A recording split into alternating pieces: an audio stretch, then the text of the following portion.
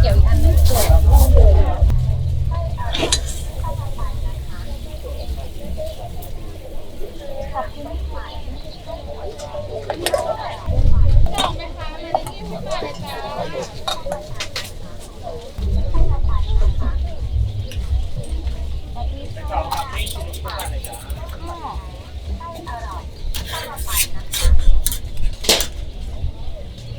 อ๋อพอดีว่าจ่ายตังค์คือจ่ายตังค์อ้าวแล้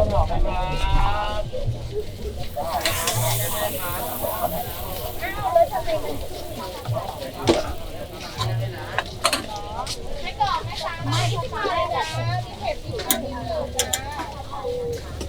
เผ็ดเลยใช้เอกสารเยอะไงตอนแรกคือแบบใช้เอกสารเยอะก็เลยว่านี่ก็เลยงงไงว่าทำไมรายเดือนแล้วเราไม่ค่อยส่งไส้กรอกครับนี่ชิ้นละ20 บาทเลยจ้าเอาเก็บไม้หนึ่งครับ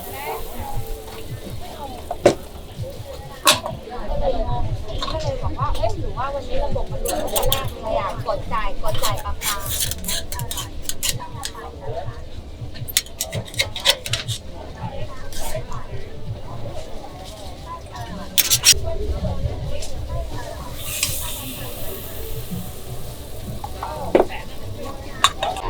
ขอบคุณค่ะขอบคุณค่ะชิ้นละ38ค่ะร้านนี้อร่อยชัวร์ต้องลองไป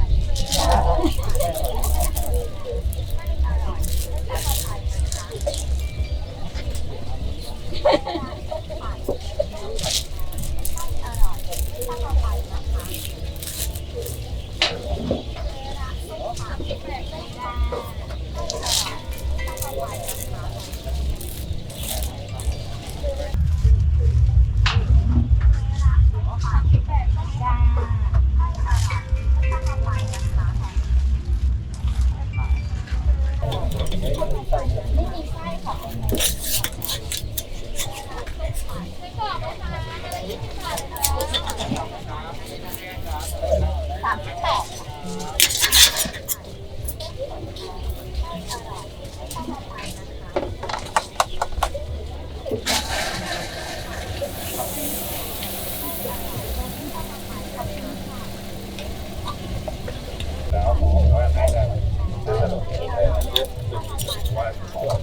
ใช่ไหม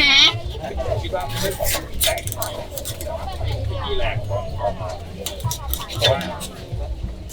เพราะว่าวันทำอะไรไม่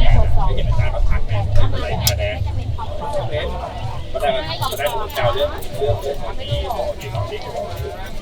มาได้ตาแดงเลยเอ๊ะเรื่องอะไรมาต้องไงไหนจานมาถ่ายรูปไม่แดงนะตัวแล้วเลยเป็น